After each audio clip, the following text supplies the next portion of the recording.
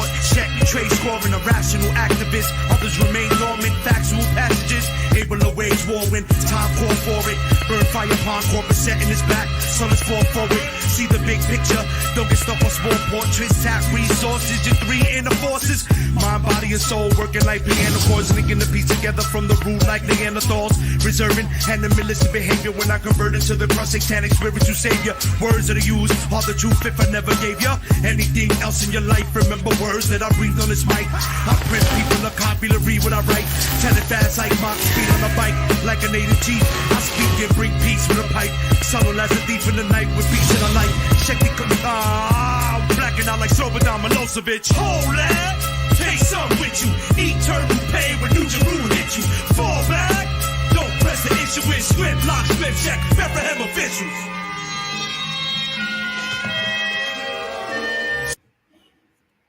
Yo, what's up, people? What is going on? Got a great show today. Got my boy, The Gospel, in the house. Thank you for joining me today, brother. What up, my brother? Doing good, man. How you doing, man? Top of the world, baby. You know what I'm saying? Maintaining. I'm invincible. I don't care what the world is doing. I will not be beat. Facts, 100%. Y'all remember that too. Sometimes the world tries to hold you down. Don't get out from under it, man, because it'll pile up on top of you. Get that crap off you quick and move. 100%. You got to fight every day to stay on top and get on top. You know what I mean?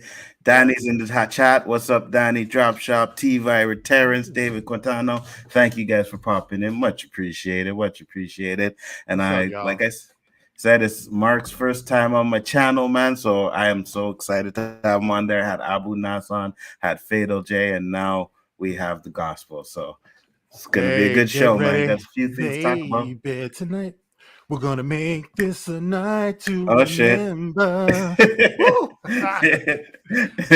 Watch Danny. He-Man haters united tonight.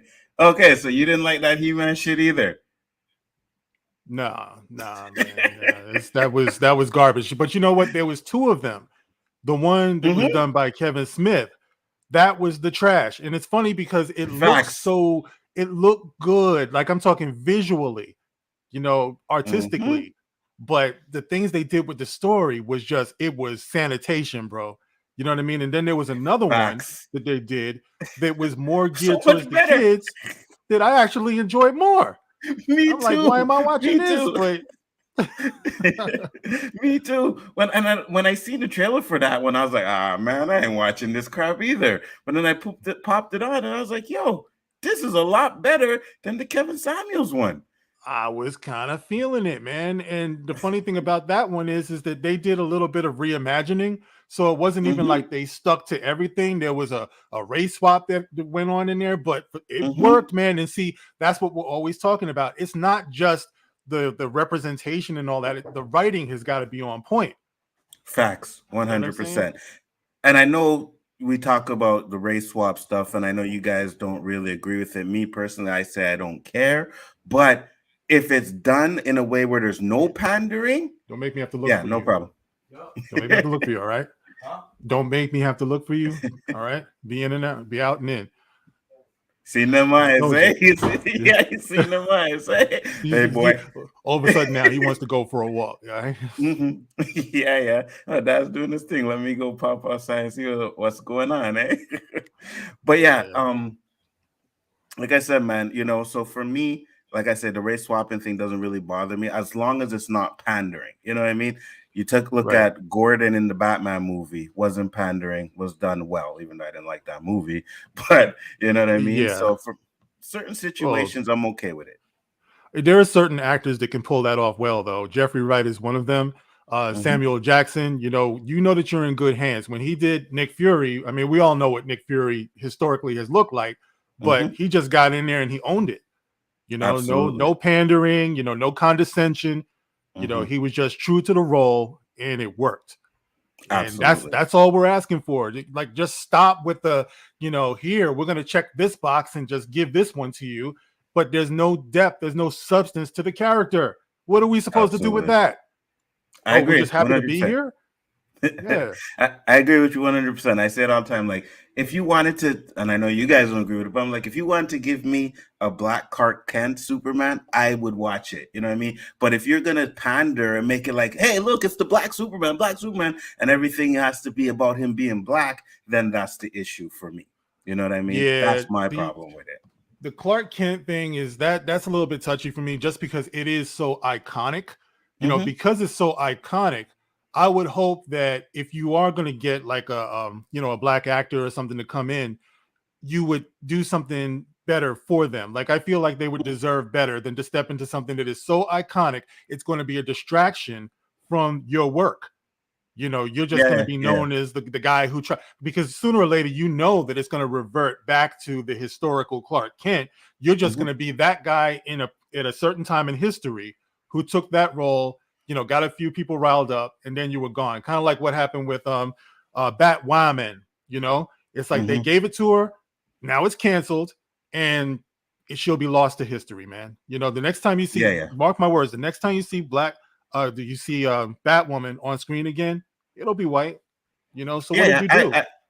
I agree with you 100%. My thing is just, I figure, you know, we got all the representation of the white person, so at least give a chance. You know what I mean? Let's see what we can do, you know, and if it's just borrowed for me, at least, you know, say, hey, look, we got a Superman movie. And then you could go back to doing what you're regularly doing. I'm okay with that. Back in the 80s and 90s, we used to say, we're the original man, so be the original man. That's Don't be the second hand man. You know what I'm saying? You want to be the original man, represent like the original man, you know? An original man needs to be an original hero. I agree 100%. I would prefer them do original characters as well, 100%. You know what I mean? Like, you got the Green Lantern. They haven't done a movie with him yet. You know what I mean? We could do that. We could do Martian Manhunter movie. You know what I mean? Those are characters that are actually black characters, right? That's like what I'm saying, bro. Hey, I agree with all of that. I agree with both sides to me. Yeah. I look at it like this, bro. I stopped wearing my Superman underoos way back in the day. Now I wear my joints, you know what I'm saying? Because I need a little extra room, you know what I'm saying? So it's like, you know, I put up I ain't trying to wear somebody else's tights, bro. You know what I mean? I think we deserve better than that. That's all I'm saying. Good analogy. I like it. That's funny shit. Oh shit. Yeah, man. So I want to get your topic first off on the Kevin Samuel stuff, right? Because I seen you did a video on it. What do you think about that whole situation, man? Oh man, it's unfortunate, man. It's unfortunate. Depending on how you feel, you know, about his content, the fact of the matter is that his rise was meteoric, man. Because I didn't even see him on the scene until maybe a couple of years ago, and then it just took off. But in a lot of ways, he was enabled by the fact that so many black women gave him that platform. You know, he wouldn't have had nothing if they didn't call in or, you know, and everything. And I think everyone wanted to take their shot at Kevin Samuels. What do you think about me? You know, so the popularity there was that a lot of them were delusional, you know, so it became a thing where he was actually exposing the delusion. If you say that you want a six-figure person, a six-figure mate, and you know that you're not putting it down that way, you're coming to the table with something like 3-4 kids and everything, you know, it was kind of like just exposing the unreal expectations, you know, and of course that became controversial to the point where people were actually looking for his downfall. So when it came out of nowhere the way it did a few weeks ago, the disgusting part was all of the people who started to celebrate.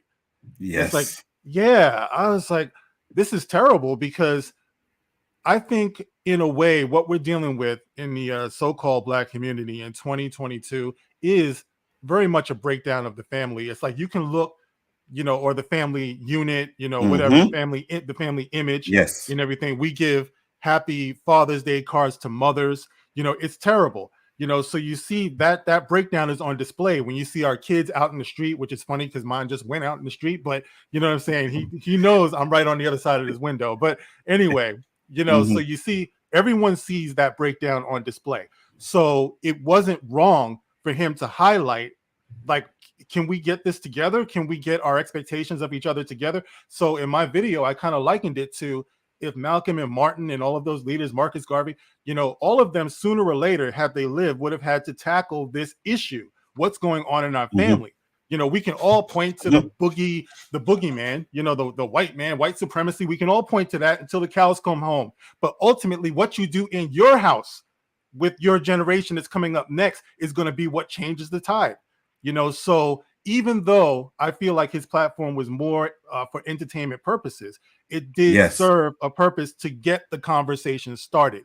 So the celebration that is gone is very telling to me, because people don't want to hear it. We only want to go so far. Like I said, everyone wants to get on that white supremacy thing, but nobody wants to talk about what's going on in our homes, why there are so many of our kids who hate themselves and hate each other.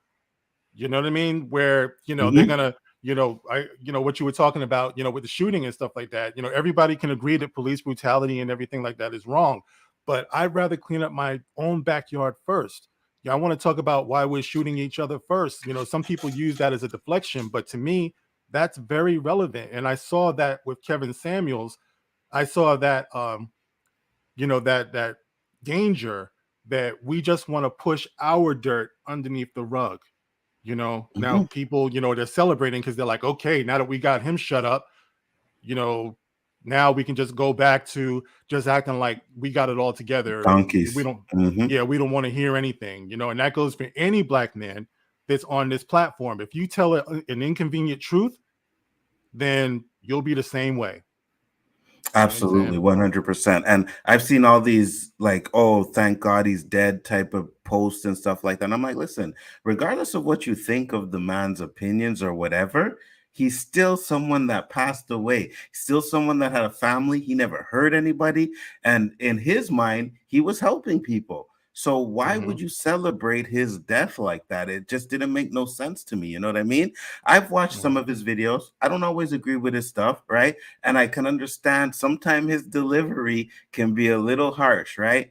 But then I watched his video when he was on Vlad TV. And I pretty much didn't disagree with anything he said on there, right? He was talking more calmly. He was giving more clarity to what he was saying. So I had like, okay, I understand what you mean. I get you. You know what I mean? Yeah. But his show, it gets the views because of the way he talks to the people, So that's the showmanship of it all. Right, exactly. Yeah. And people don't understand that. They just think, oh, yeah, he's an asshole or he's a dick. But no, he's trying to entertain. This is his living. This is what he's making his money on. You go watch his videos. He got over 100K views. Now, we do YouTube. We know how much money that is, especially when you're pumping out these videos every day. Yeah. You know what I mean? So, of course, he's going to entertain. Of course he's going to do stuff like that. But if you go watch him having an interview with like Vlad or whoever he does the interview, the Breakfast Club and stuff like that, then you'll really understand who the man is. Well, you know what it is? A long time ago, Malcolm X, he made the statement that the least protected person in the country is a black woman. And every one of these people out here who is celebrating the death of Kevin Samuels will reference things like that.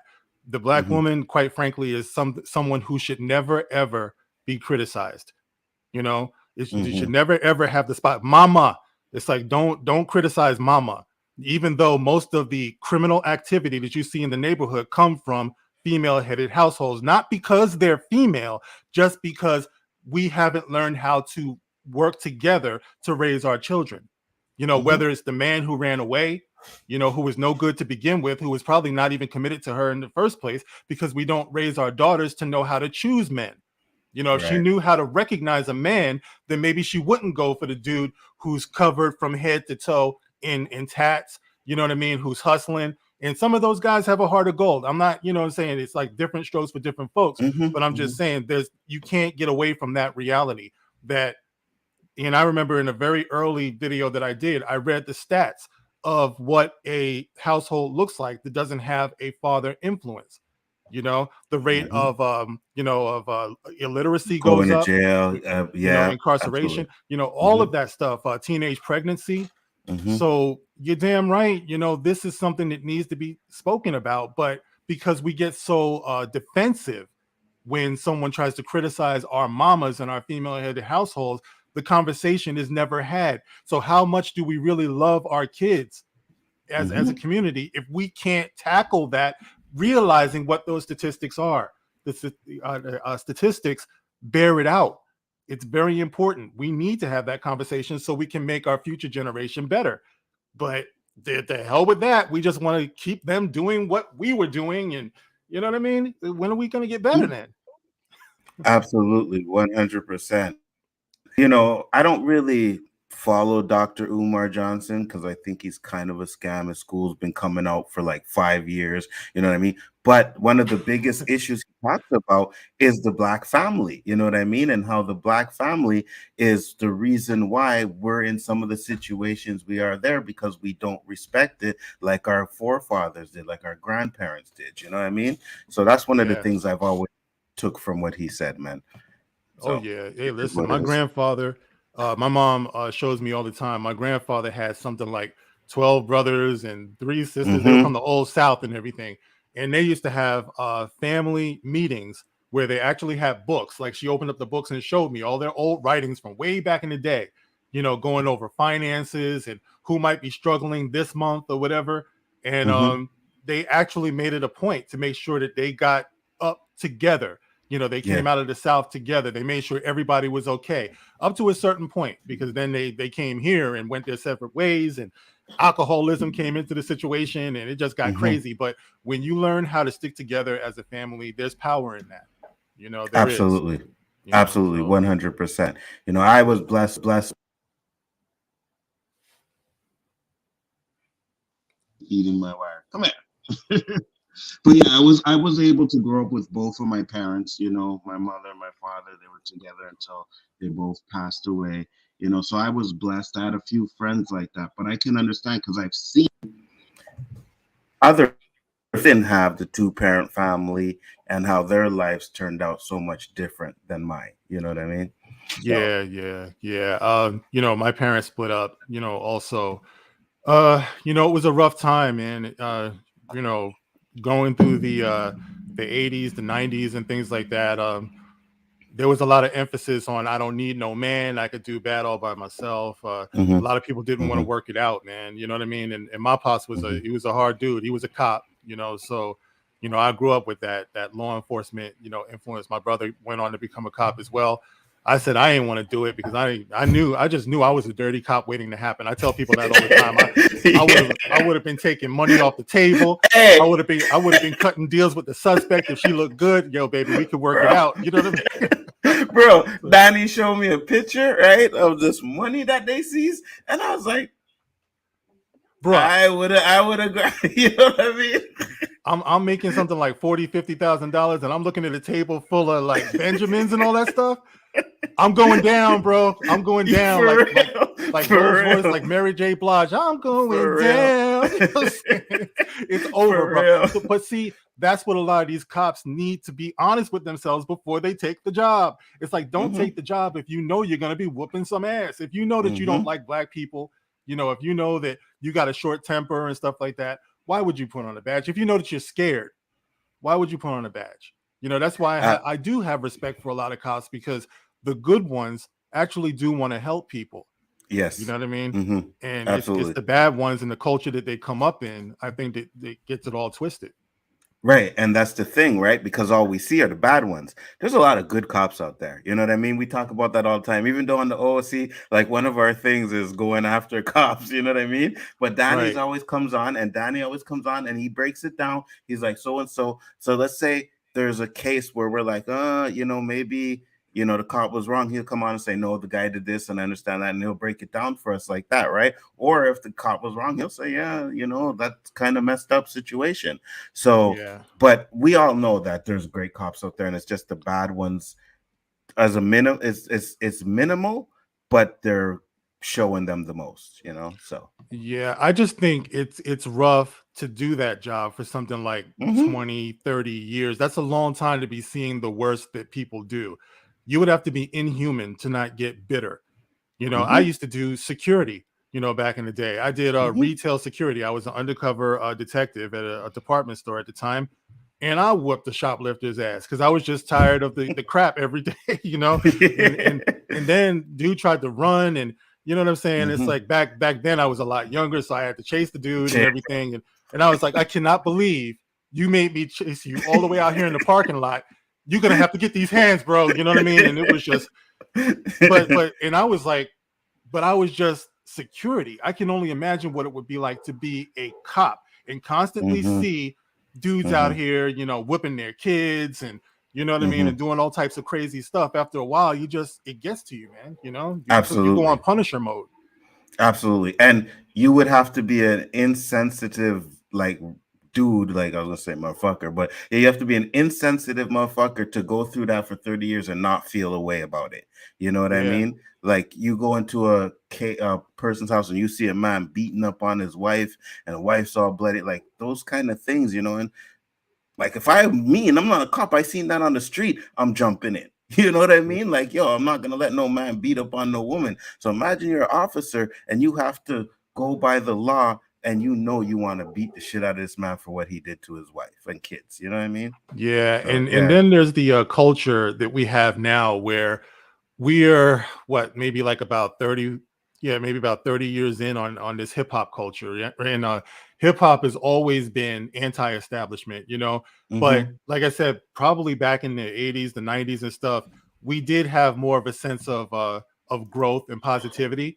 But after a while, the negative aspect of it took over. So we've been doing a lot of really negative programming to our own kids, where a lot of them truly believe that they are some N-words. You know, they are from the street. They're never going to be any better than that. You know, I talked about that on my video before, how, you know, my son, he was kind of torn because he's getting to that age where he's starting to recognize that a lot of these young kids who look like him, they not only do they think that they're some lawless thugs, but then they criticize him for not being a lawless thug, because that's supposed to be synonymous with being black. You know, you ain't Absolutely. Hard. You know, you ain't no thug. No, he's not. I ain't raised him like that, but I also didn't raise him to be no punk either. But I did raise him to respect the law, and even more so respect himself. You know, so when you're one of these cops out here and you come up against one of these kids, you know, who just know that the cops are their enemy, well, there goes any hope that you're going to get cooperation from that kid, because he already sees you as you white supremacy, man. You know, you crack it. You know, they're calling them all types of names, and they don't even know what's going on. You know, you were speeding. Can I see your license? I ain't gotta show you my license. Oh, bro, no, don't do that. You know what I mean? Yeah. I tell my son all the time, man, yo, because I'm in Canada, right? So it's totally different. We don't have the same kind of situation with the cops here that we do there. But they will beat your ass if you fuck around. You know what I mean? They will take out those sticks and they will beat your ass. So I tell them, like, listen, man, just deal with what it is, be polite, whatever, and then deal with it after. You know what I mean? Like, if you got to take it to a court of law, then we'll do it that way. You know what I mean? But at least you coming home safe, and I don't have to worry about getting that call. Yeah, no. I see Kush Boy saying, don't blame rap for idiot teenagers and adults. Listen, I grew up on hip hop, all right? I had to actually tell myself that I'm not what I'm listening to. It's like there's a lot of negative reinforcement that goes on with hip hop, all right? That is not to blame it, but that's not saying that it's not an influence either. It's an overwhelming influence. When kids are walking around calling themselves niggers and everything, and they're seeing that the best thing in life is reserved for white people because of what they hear in their ears. I live that life. You know what I'm saying? So for me, I know what an influence it is. You know, I've seen my son also. I had to remind him of who you are. It's like, watch what you put in your mind. That's the reason why they call it programming on TV, because it is influential. You don't think that an idiot like, like Lil Wayne or something like that. No disrespect. Well, I guess I did disrespect them, but I'm just saying, you don't think that some of the most ignorant rappers out here are getting paid millions of dollars for nothing. They're getting paid that because they influence the community. You know, that's the reason why. So it's not, like I said, it's not as easy as saying that you blame rap, but it is an absolute influence, and it's a destructive influence, and it needs to be identified because it's gone too far. Yeah, I absolutely agree with you 100%. And I always say it when it comes to like the N-word, right? It's like, yo, we get mad and, you know, you white people, they can't say it. We're going to box them up. But I say, if we want to get rid of the N-word, we got to get it out of our music. We got to start first. And until we start, it's never going to go away. You know what I mean? There's a TikTok video of a white dude talking about, oh yeah, I say the N-word, and why can't we say the N-word and this and that? You know what I mean? And I'm like, well, you know why you can't say it, right? But us as a people, we need to be like, all right, we're gonna stop saying it, and then we can stop other people from saying it. But until then, it's going to be like, well, if they can say it, why can't I? Freedom of speech, right? Right. You know, It's so crazy when you consider that over 80-90% of all hip hop is purchased by white kids. So what part of that do you think makes it okay for you to continuously say this slur and then turn around and say, well, you can't say it? What is a song if not something you can sing along with? You put the word in there. You think the kid's not going to sing that, or recite absolutely. that? Come on, bro. Don't be stupid. All of this stuff, like I said before, the delusion, and getting back to Kevin Samuels, he was exposing a lot of that delusion. You got to be 100%. self-aware. We're not self-aware. We're the only people that's going to walk around talking about Black Lives Matter when you know for a fact that you are aborting your kids at a disproportionate rate than anybody else. You're going to overlook the crimes that we run on ourselves. And, every community commits crimes unto themselves. But I'm saying not every community is running around saying white lives matter. It's like, tackle your problem first, and it'll make you stronger, because your kids will see you practicing what you preach.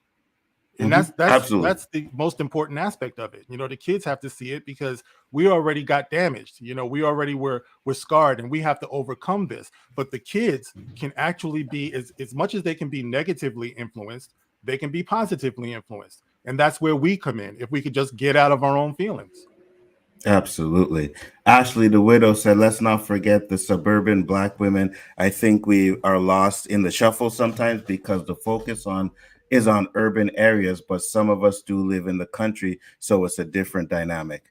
Yeah, I agree. That's the thing too, right? And that's another thing too, because I used to watch Fresh and Fit too, and they talk about like certain women, like, oh, all women are like that. And it's not. It depends on where you come from. Like, my situation here in Canada is nothing compared to what you guys live in the States. You know what I mean? Like, our ghettos are nothing like the ghettos in the States. We have ghettos here, but it's nothing like in the States. Absolutely nothing. So I can't even pretend to know what it's like to live out there with you guys, So it all depends on the demographic. I agree with that. Yeah, the ghettos over here is something that's it was multi-generational. Unfortunately, the welfare condition influenced that as well, where like I said, generation after generation got stuck in that same cycle.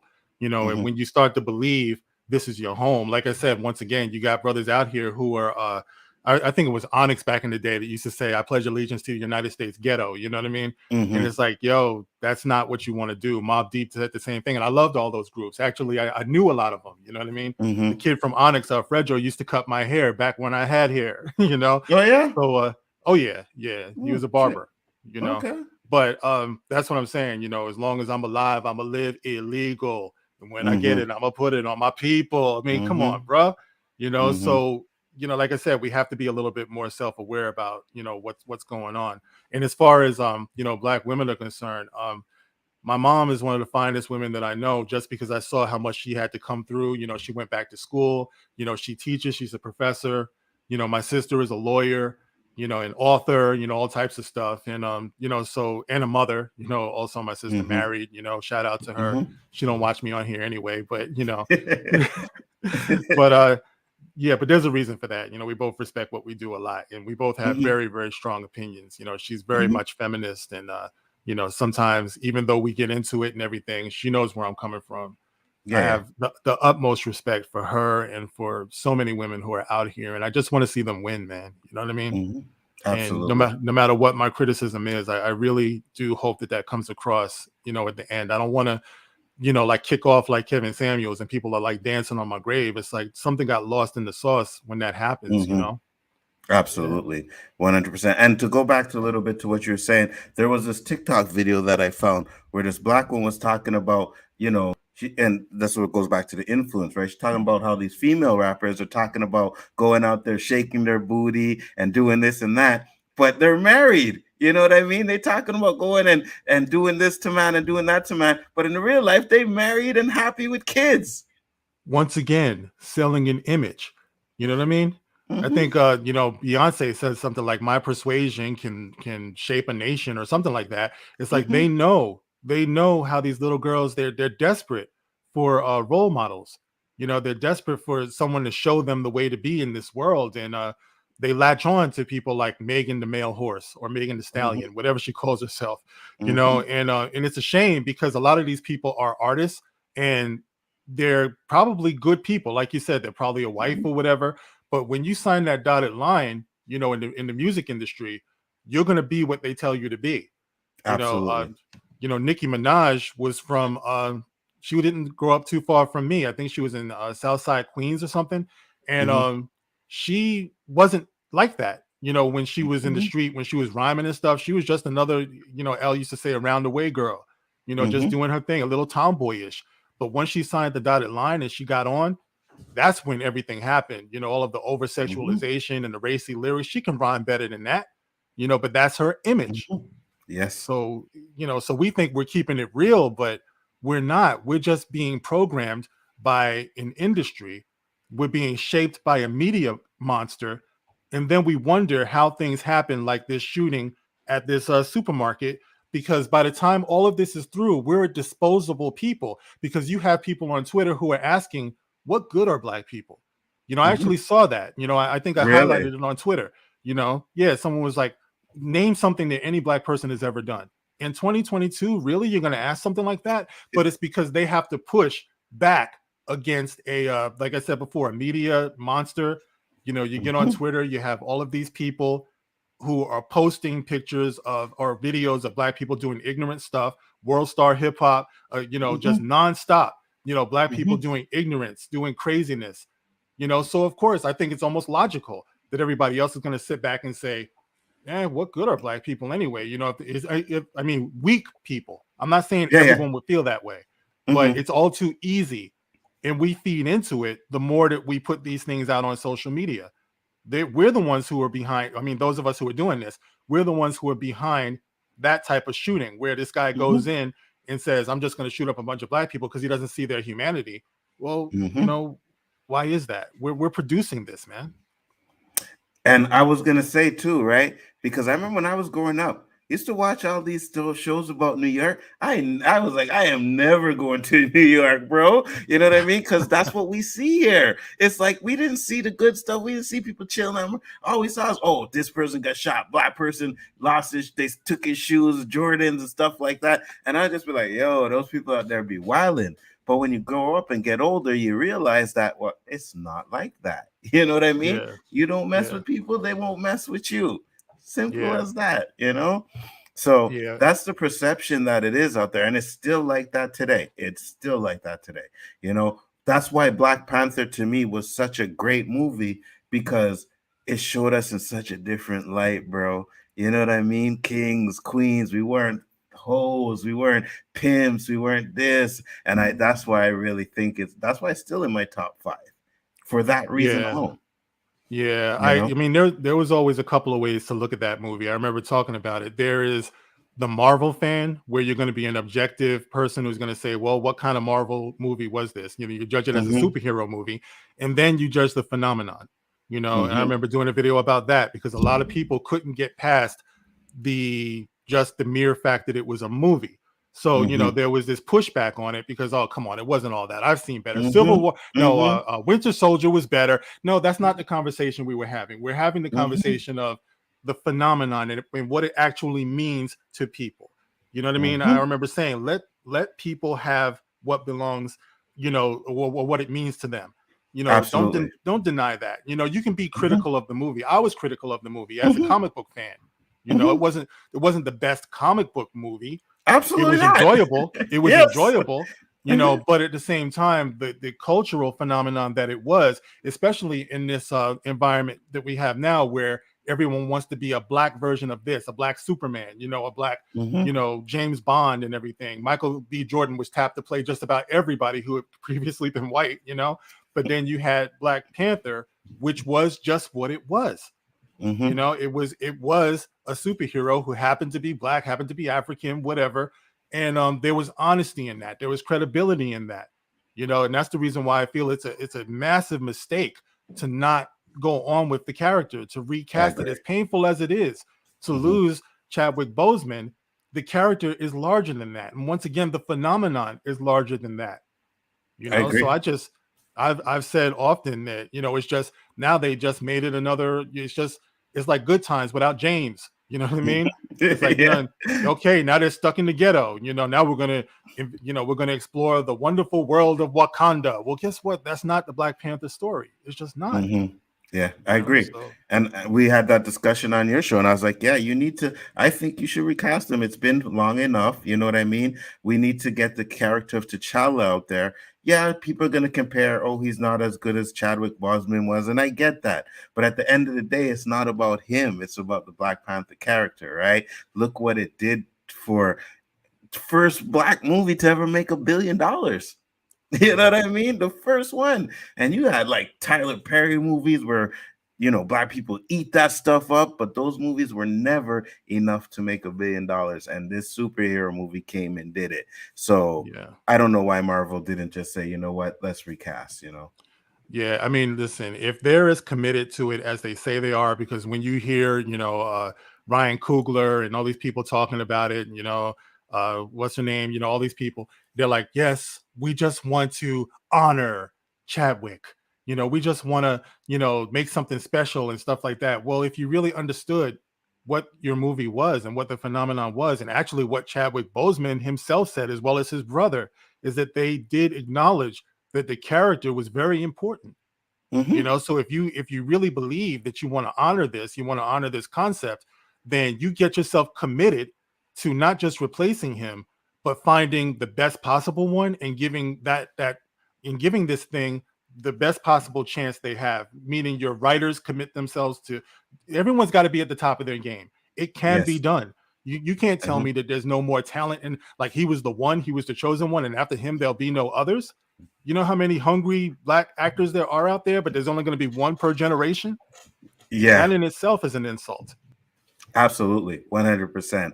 And I heard a couple of Black actors talk about that's how Hollywood is. Like they only like one Black actor, you know what I mean, to put him above on the pedestal. Then when he's gone, another one comes on. So that's what a few of they were saying like that, but that's not how it should be. And I'm saying at the end of the day, look at what that movie did. You have a chance to make a part 2 and make something even better, because this time you're going to put a little bit more money into it. You're going to fix that CGI at the end, right? And you're going to have a great story. But now we're getting Wakanda Forever. And I'm not even excited for it. Danny's like, are you excited for it? I'm like, no, I don't care. You know what? I'm not even saying that it would be a bad movie. I'm not trying to shit on these people and stuff, but it's not what it's supposed to be. But this, like you said, unfortunately, this is the mentality that we have. You know what I mean? That's why I've always said that who we are on this platform is very important. Just like when hip hop, was doing, its thing and everything, to have a collection of Black male voices, be thoughtful and be powerful. Every single one matters. I don't care how many subs you have. I don't care how many views you have. You must be visible, because there are kids out here. My son unfortunately told me that a lot of his friends watch my stuff, and I told them don't do that, because, sometimes I go off, but at the same time, I'm being honest. You know what I'm saying? So I'm not going to change. Some people are like, oh, well, I can't cuss because, the kids are watching. Listen, if you don't want to cuss, don't cuss, but don't change who you are, just because especially if you're telling a truth, so everything that we're doing here is very important, because it's going to inspire others. We can see that, when I started, doing this YouTube thing, it was easily probably about maybe 5 or so years ago, probably a little bit more than that now, and I didn't know if anyone was going to listen to me or anything like that. And, but you start to get a feedback, and it starts to feel weird that people actually are, and they might be valuing what you say. Some people don't, because as soon as you speak up, I've always said, as soon as you speak up, someone's going to tell you to shut up. As soon as you stand up, someone's going to tell you to sit down, but there are some people that you do reach who you can learn from as well. In the comment section, I can't tell you how many times I've gone in the comment section and I learned some stuff. All the time it happens, man. You're not the smartest person in the world. You have a platform, and the platform opens up dialogue, even if it's fun, just having fun. You still end up learning, So yeah, absolutely. And that's why I say, like, I always try to, keep it real on the situation. When we did the OOC, the first show we did, I talked about my 5-year depression, how I wanted to kill myself, and I thought I had no light, you know what I mean? Because when I was on Rob's channel, someone said they heard my story and was like, yo, you inspired me. So I was like, well, if I can inspire one person, then hopefully I can inspire a couple more, you know what I mean? And I broke everything down, you know, everything that happened to me. I told them, and I was like, listen, man, you know, these are the steps you want to avoid. And I try to teach them what my mistakes were so you don't make the same mistakes I did, you know? Yo, So. that's real, bro. And let me tell you something. Just you saying that, you know, it's touched the heart of me, you know, because I've known people who have struggled, you know, and I know I've had my internal struggles. I think, you know, I've told my son, because he's had them too, and I tell him, listen, it's only the best of us that feel this life, you know, right? That really feel this life. You know, some people get to just go through life, and you know, they do everything they can to numb themselves to the thoughts, you know, and they don't like quiet time and everything. If you can exist in your own quiet and you can face your demons, you know, you can get to the very, very bottom, but you can claw your way back up, bro. You know, it's like you're doing okay, you know, to say the least. Absolutely. Yeah. And I tell them all the time, I hit rock bottom. I was rock bottom, like to the point where I was just living to live. Like I would come home and everything would be dark. My curtains would be closed. The only light that would come out of my house would be my TV light, because all I did was watch TV, work, come home, watch TV. You know what I mean? And when I got out of it, I explained how and what happened. You know, my mindset, what changed. You know, I got locked up for a night. You know, I'll tell you here, because you don't hear no story.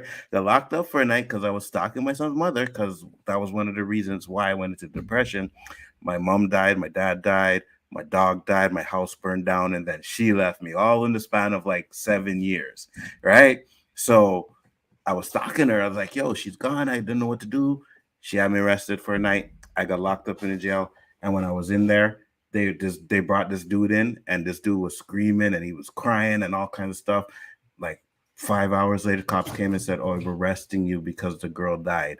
And then I found out the dude lived in the same area I lived in. And I was like, if that wasn't a sign, then I don't know what was. And from that moment on, I moved on with my life, you know?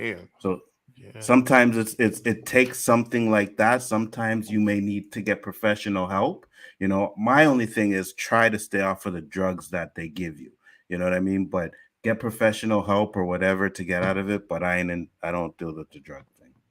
Yeah, man. Yo, God bless you, brother. You know, because you know, no matter where we stand on issues of spirituality and stuff, this life is greater than us, man. You know, and the strength or weakness that we have sometimes can be beyond us. You know, people will think I'm the strongest thing in the world, you know, and everything. But you know, it's a combination of things like what you were talking about, a chain of tragedy, and it'll take you right down, bro. You know, and some people never get back up. So the mere fact that you did get back up, you're here talking to me, keep it going, bro. You know what I'm saying? It's like we're in this moment in time right now, and the most important thing I can tell you is keep it going. You know? Absolutely. Yeah. And this time in my life, I'm like, I can't believe that I actually wanted to end it. You know what I mean? Like, and that's what I'm saying. Some people do that. I had 2 cousins that committed suicide. You know what I mean? And I'm just like and my last cousin, I tried my best to reach out to him, like, yo, call me. We'll talk. You can come to Montreal, chill out for a while. But I never got to reach him, you know, and then I found out he passed away. But I knew what he was going through because I've been through it. And that's what I want to do for the people that watch me. You know what I mean? I want you guys to see, if they have any questions, my subscribers can reach out to me anytime, be like, yo, I'm kind of depressed, whatever. Hey, man, come into a StreamYard. Let's talk. You know what I mean? I'll do that. So wow, that's real, brother. Thanks, man. Appreciate it. I appreciate it, man. Fatal J, what's up, brother? Yeah, Fatal J said it's an honor to know. It's an honor to know you guys, man. I used to watch you guys on there, right? And I'd be out hating and shit. I'd be like, man, why is what people be watching these guys for, man? Fuck these guys and shit. You know what I mean? And then Donnie went on the show, and I'm like, oh man, you look at Donnie going on the show. Like I do a show with Donnie all the time because they never holler at me, you know. But it took some other time, hollered, and I was like, yo. But yeah, no, you guys do some great stuff over there, man. I love the show. Love it. Yeah, I just said, I think on Twitter, I was like, when it comes to like coming to a dark council, I was like, listen, join us because you can't beat us. You know what I'm saying? No, because hey, listen, I'm gonna try. I'm gonna try. Listen. You're part of us. That's what I'm trying to say. You know what I mean? Like I get what you're saying. Absolutely. Like friendly competition is cool. Friendly you know competition, yeah. Yeah, absolutely. Because it raises everybody. A rising tide raises all boats. So iron sharpens iron, steel, whatever they say. But the point is that that's all good, and there's room for that. But what I'm saying is, ain't no room for the hatred, baby. It's like, don't hate. Sure. That's what I'm saying, It's love. No, I feel you. Absolutely, 100%. I wasn't really hating. I was just joking around, obviously, with Danny and them, you know what I mean? But yeah, if you come on the show, I watch you guys, Abu Naz kicking the rhymes and shit. I'm like, yeah, man. You see, and that's what I want, like a black panel where we could just talk about certain things, and you know what I mean? Because I think one of the things that YouTube is missing, and there's the like manosphere stuff, but like real us, from the streets, from this, from that, giving perspectives, telling people, we're older men. So listen, this is what we've been through. This is how you could be living your life. You don't have to listen to us, but at least, kind of say maybe they have a point, Yeah. But see, that's the thing, though. All due respect to the manosphere stuff, because I listen to a lot of them too. But they do a lot of fighting, bro. A lot of infighting. Yeah, I know. And it's like, damn, it's like, y'all, you're not going to affect change this way. And then, but a lot of them will say, listen, I'm just in it to make the money. Okay, be in it to make the money. But average voices, like what I was saying before, is something that's always been rare. For black men to express, like the fact that we can be sitting here with an Obi-Wan Kenobi. A lot of us don't even acknowledge the fact that we can be geeks, which is the reason why it is going to take a lot longer for us to find our audience, because a lot of our audience is just, no disrespect to any of us, but we get a lot of the trickle down from the so-called bigger ones, because their audience, they have their audience the same way they get hate as being middle-aged white guys. They get love for being middle-aged white guys. There's two sides to that. So yes, you get the hate for it, you get the criticism for it, but you also get the success faster. With us, we're so, in our community, we've always been so busy just wanting to be cool. We just want to be this, but we can be all of that. If you listen to hip hop, there's so many Star Wars references. We've all, so many superhero references. Kung Fu, Wu-Tang Clan. It's like we've always been on the scene. So why is it so hard for us to support each other and admit that our audience should exist? If you're streaming, you should have thousands of people with what you're representing and the way you're coming across, that reel that you were just talking about. That stuff is important. It's relevant. Never mind all the swag and stuff like that. Absolutely. And the same thing with the Dark Council. It's like, come on, bro, stop fronting. It's like, let's do this for real, and let's get this, man. We can do what did they say? Kiss used to say, you drive us wild, we'll drive you crazy. It's a two-sided thing, man. It's like, audience, panelists. Absolutely. Let's get it going. 100%. Man. And that's what I'm saying. So if anybody in the chat isn't subs, make sure you sub over to the gospel, please. You guys will enjoy his content. I'm pretty sure my subs are already your subs anyways. But if there are a few that aren't there, man, go over and sub to the man. His link is in the description, of course, so you guys can check it out, man. I was just telling Zoe before we went on. It's like, yes. Recently, I got over 10,000 subs. 10,000 subs. I can drop a video today, and it will only do something like 200, 300, 400 views. You know what I'm saying? YouTube is a messed up place. It's like if we don't actively look for each other and support each other and lift each other up, then we're going to stay in a small pond. You know what I mean? It's like if you have a favorite YouTuber, I don't care if it's black, white, Asian, Indian, whatever, support, because these are some real voices here. YouTube is where it's us. It's us. Absolutely. 100%. And I got into YouTube, we'll go back before we go into the next topic. I got into YouTube because of Black Panther, right? Because like we were talking about not the first black superheroes, not that good of a movie. I heard all of that. And I didn't know about podcasts or nothing on YouTube. It's just music, you know, and little videos every now and then. And then I seen Rob Storms, and he had a Black Panther thing on there. So I was like, all right, let me see what this freaking white boy got to say about Black Panther. I was ready to go in, and he shocked me. He was saying everything I was saying. So then I subbed to him. Then Danny came on his show, and Danny was on his show. Then Danny and Terrence started the show, which I started watching too. And Danny was like, "Hey man, open panel. Anybody wants to come on?" Now I'm pretty sure he was talking about other YouTubers, right? But I reached out and I said, "Yo, I would love to have a conversation with you guys, man." And here I am today. So that's the way you it know, works, I owe bro. Danny everything. Danny's my boy. You know, yeah. Absolutely. That's what I'm Danny and talking Terrence, about. they're So my boys. sometimes, yeah, that's my man. And you Mm-hmm. know, sometimes when you go on panels, it's all good to hide behind like avatars. Like, you know, sometimes I sit on panels and I might be the Mm-hmm. only live action dude up there, you know, it's pictures. And I always Mm-hmm. tell, you know, especially a lot of the you know, the Black panelists and stuff like that, listen, your face needs to be seen. You know, it's Mm-hmm. like I understand, like I respect it and everything, but Mm-hmm. I'm not here to front like it's not important, you know, to be seen, especially if you have something intelligent to say, because each one of us that can combat that negative image, you know, that allows us to be exploited the way we are in this industry adds to the power that we have to push back. You know what I mean? Absolutely. It's like, why should you be on YouTube wilding out, you know, as someone other than Black, you know, showcasing the worst things that Black people do ever in videos, if you can see Zoe over here, if you can see me, if you can see Fatal J, if you can see Danny, the Dark Council, you know, all of these people, you have to look over us in order Mm-hmm. to, you know, just emphasize the negative. I'm not saying that we're some angels. God knows that ain't true. But I'm just saying, at least we're not some liars. You know, we're not Right. here, you know, trying to be all like, oh, yo, I'm thugged out, man. I just be Mm-hmm. shooting dudes because it makes me feel good. You know what I'm saying? I For can't real. wait to have some more illegitimate kids. You know what I'm saying?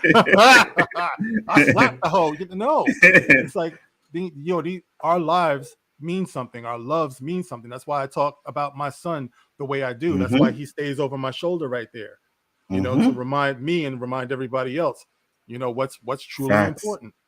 Facts. Yeah. My son is 23 years old, and I could say, "Hey, Doctor Strange." He's like, "Yeah, let's do it." Still goes to movies with me, and I was like, when he was his like young, I was like, "There's no way he's gonna be 18." So I used to take him to movies a lot when he was young, because I always figured by the time he got like 18 or 16, around those ages, it would be done. And it's never done. He's still like, "Let's go do this, pops," you know.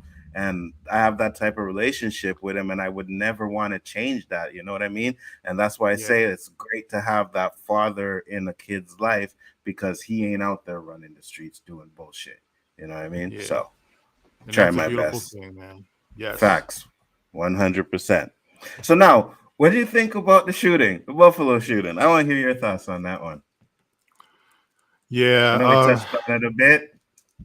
Yeah, it breaks my heart, man. You know, it's almost like what we were talking about before. See, I've already done what's Fatal saying, when my channel blow, I'm bringing Dark Council Danny Nzo with me. This Black YouTuber sector is dope. Yes, it is, my brother. Facts. Fatal Appreciate Jake, it. much love. You know, 100. but yeah, I did a video, you know, I think I entitled the video, "How Long Are We Gonna Be the Media's Bitch?" You know, and Mm-hmm. basically what I was saying is that as long as we continue to allow ourselves to be turned against one another, you know, if you turn on the evening news and, you know, we all have a reason to be resentful, we all have a reason to hate, everyone's talking about white supremacy over here, everybody's talking about Black people being out of control over here, this thug culture, you know, Black Lives Matter, the hypocrisy of it all. You know, everybody has a reason to have a chip on their shoulder, and everybody feeds into what makes someone walk into a supermarket and feel like he can just start shooting people. You know, and then the media does what they do, which led to all of this in the first place, is that they put a racial spin on it. Now, was it a white guy that shot some Black people? Yes, it was. But was it also a sick, deranged, evil individual who shot some human beings? Yes, it was. You know, so it's really a challenge on all of us to think about how we're going to perceive things like this, you know, because by allowing this thing to be a racial thing, all it does is allow the phenomenon to just keep on going. Because people said that he had the names of victims what was that? There was another one last year where a black guy rode into a group of white people at a parade, and they said that he had the names of those victims written on his gun. I don't know if that's ever been confirmed, but if we get into this eye for an eye situation, the media is more than happy to play that up, Absolutely. So all I want to do, because all of us are going to have to pass through here sooner or later, all of our time is going to be up. I would rather we saw that this thing started to get better before we leave here, before we have to leave this to the next generation and the generation after that. One of us has to be smart enough to say, that's enough. That's enough. Stop letting these people draw these lines that just perpetuate it, So, and I was watching, one of your previous streams where, we were discussing what if the shooter were black, what would have happened, how they would have treated him. That's like a Captain Obvious thing for me. It's like everybody knows the differences in the way that, we can be treated sometimes. But Absolutely. But the point is what do we do from there? Where do we go from there? What do we teach our kids about this? You know what I mean? And do we even know that that's the case? Because I've covered some stories on my channel where white people were shot by cops. I sent Danny one where Montreal cops shot this white dude running out the house, and it was shocked to me because we don't really see that here, right? I mean, like here the cops are racist, but not as much. Like I said many times, like I've never had to have a conversation to my son, hey, you better watch out because they'll kill you. You know what I mean? It's more you better watch out, they'll beat the crap out of you. But they don't shoot unarmed black people or unarmed white people at all. Really, I don't know what the situation was in that video because it starts off with the man running out and they're shooting him, but it does happen. I agree with you 100%. You know what I mean? But the media latches onto the black stories because that's what's kicking up. You know what I mean? Well, it's called weaponized victimhood, and that's what they want out of us. As long as we believe that it's open season on black people and we believe that we're always victims, we're always going to be that. We're always going to teach that to our kids and we'll never get any better, so that's where a lot of that comes from. When they want to exploit something, like I said, they won't give the same amount of coverage and airtime to that white kid who got shot recently in Philly that I did a story on, only, what was he, like 14, 13 years old, and he was shot in the back while he was running away.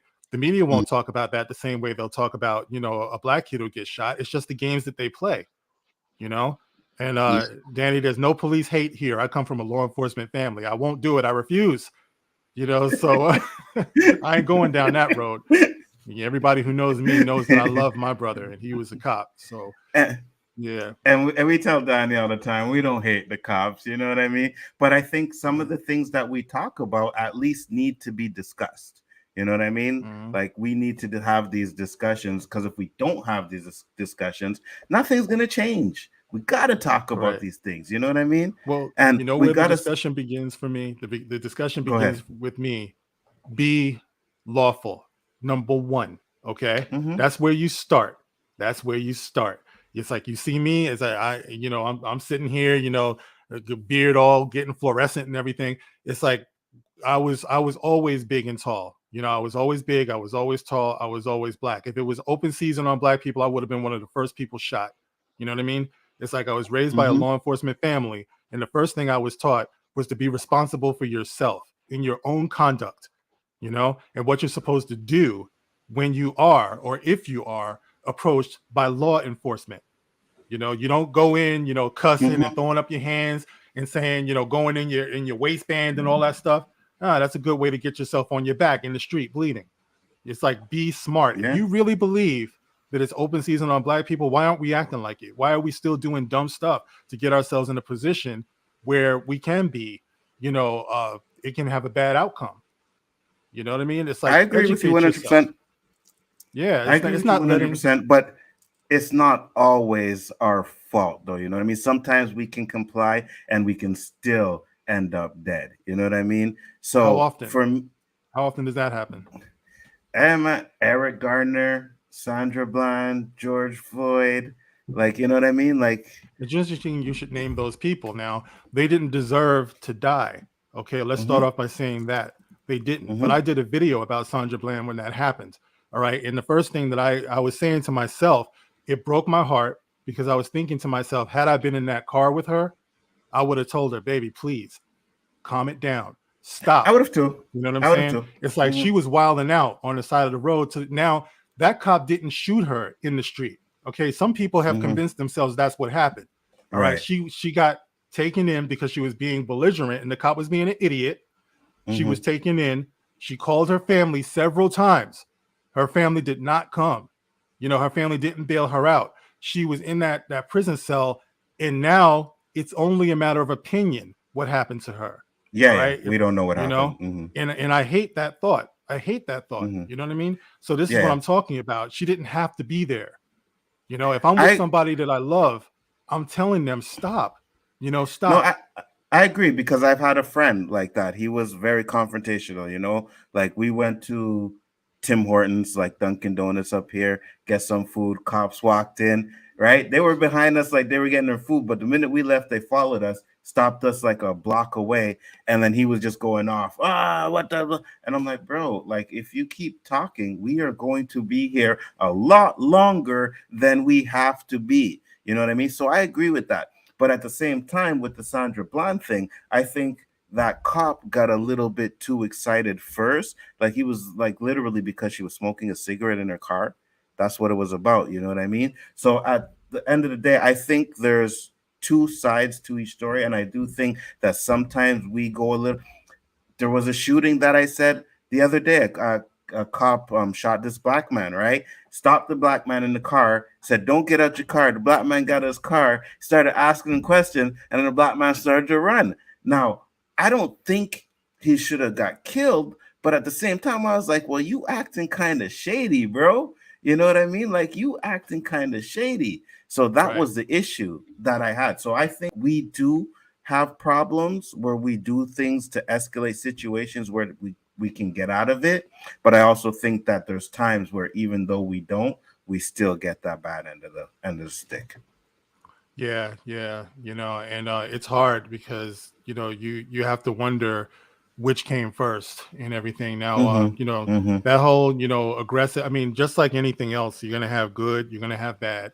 You know, and like I said, coming from a law enforcement family, I knew a lot of cops. You know, and you know, it's the same thing. You know, some of them I mean, they're out here just the same way as the rest of us are. You know, so like I said, if they're on the internet and they're seeing endless videos of, you know, black people flash mobbing and stuff, and you know, then they have to go walk a beat after seeing all that stuff, you might be a little bit on edge, you know. But like I said, if we really cared about ourselves, then where are all of the you know, where are all the support groups in the neighborhood educating kids on what to do and how to conduct themselves, you know, and everything, just telling them, you know, I don't know, you know, just how to, you know, the ins and outs of being like we did with approached. our kids, like we did with our kids. You know what I mean? Yeah. Like, instead of just shoveling, you know, oh, you're being hunted, white supremacy, and all this stuff, giving them all types of anxiety before they even get to taste what the real world is.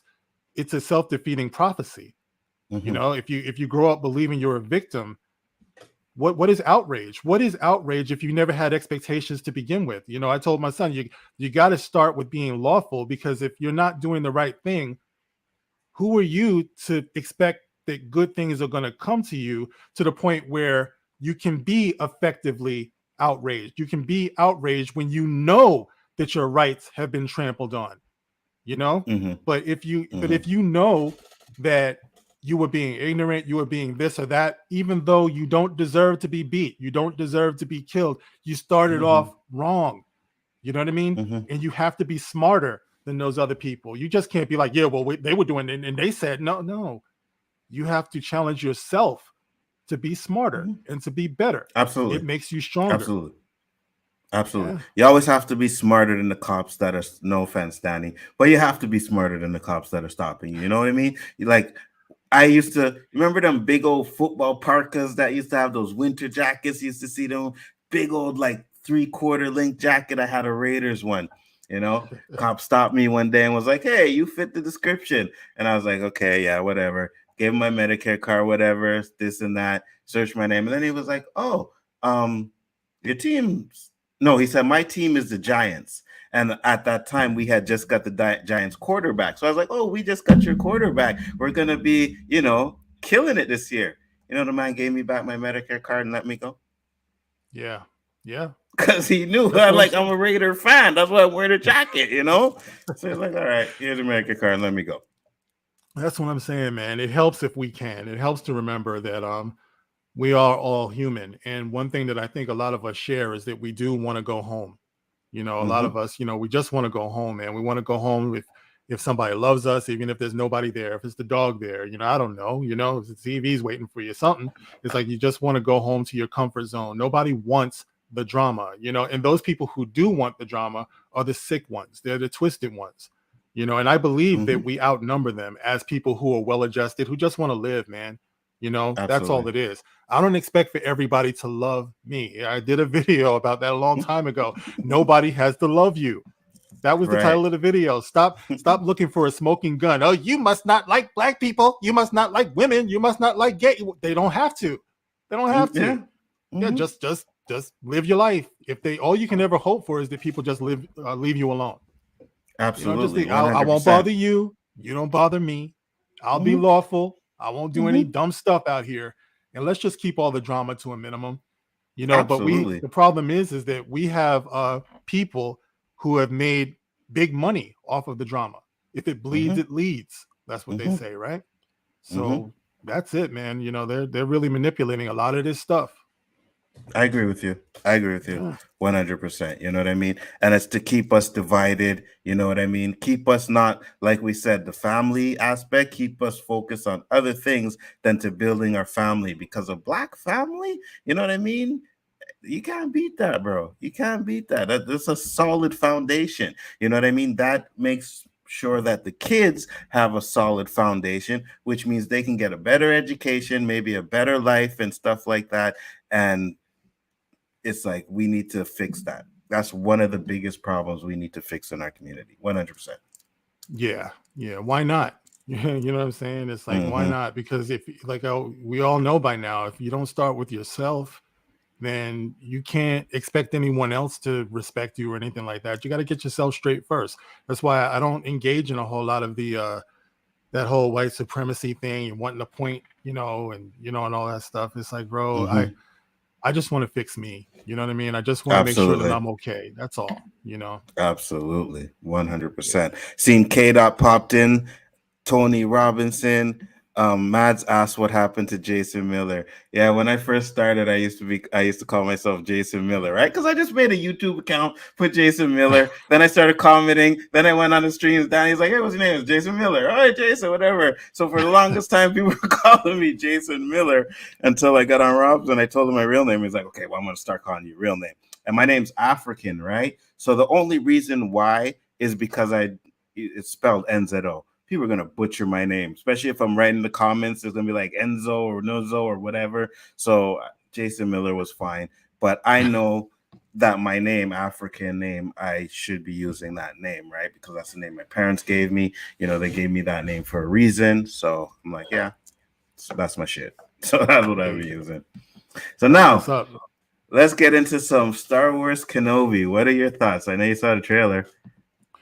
Yeah, unfortunately, I don't have high hopes for this, and I'm well aware of the fact that there's a lot of people who feel that it's just negative to be dumping on something that you haven't seen yet. I know that that argument. Oh, you haven't even seen it yet. You should just shut up about it. But like I was saying on the Dark Council last night, is that who tells the shills to shut up? Why is it okay for people to say, oh, this looks like it's going to be the greatest thing ever. I love it. Nobody tells them to shut up. You haven't seen it. How do you know it's going to be good? Nobody ever says that ever. You know what I mean? But for some reason, you can't be critical at all. You know what I mean? And it just so happens that Disney, and Lucasfilm and everything, they've mishandled so many of these properties. It's like, I wanted to believe, when I first saw The Force Awakens, The Last Jedi, man, I spent money on that stuff. And like I was saying last night, I didn't spend money on it to be pissed off. You know what I mean? I spent money on it because I believed in it. I just didn't like, here's my money. I'm going to go in here and hate this movie. I can't wait to hate this movie. I'm going to hate it again as soon as I can. No, I wanted to enjoy myself, but unfortunately it didn't work out that way. I had criticisms of it. You know what I mean? I had criticisms of it. And what ended up happening is we were told that you were a bad person for having criticisms of it. Or even worse, if you were black, you didn't exist at all. Like I said before, they just said, you know, it was a bunch of middle-aged white guys in their mother's basements. And those Right. middle-aged white guys blew the hell up on YouTube, and they didn't even acknowledge people like me, Abu Nas, Damajina, you know, people who were talking about these things, watching these other guys skyrocket, because those are the ones that were demonized, but those are the ones who ended up being idolized. And for the rest of us, you know, it didn't even matter. You know, so by the time we get to you know, Kenobi, which is supposed to be based or in some ways a sequel to the prequel, it's just like, ooh, I don't know, because you done killed Han Solo, Luke, You and know? Leia, and you know, now you know what you did to the OT is not exactly inspiring to me. You know what I mean? To see how you're going to tackle the prequels now. You know what I mean? So I'm just a little bit skeptical, and based upon what I've seen in that trailer, I just don't feel good about this, man. You know what I mean? It's like I want to, because I love Ewan McGregor. You Me know, too. you know what I'm saying? It's like I love Hayden Christensen, and it's just I don't trust them to handle this, bro. You know, I could be surprised. I could be. I hope so. That's what I'm hoping for. My son told me, he was like, yo, this is Star Wars Disney's last chance for him. He's like, if this ain't go, because he loves the prequels, he loves the originals. He's like, if this isn't good, I'm done. And I said, yeah, I can kind of understand where you're coming from. Because I remember when I heard Disney was buying Star Wars, I was like, man, if they make their movies half as good as fucking the Marvel movies, we're going to have some good Star Wars. And then The Force Awakens came out. And I was like, what the fuck is this? Like, this is what I waited for.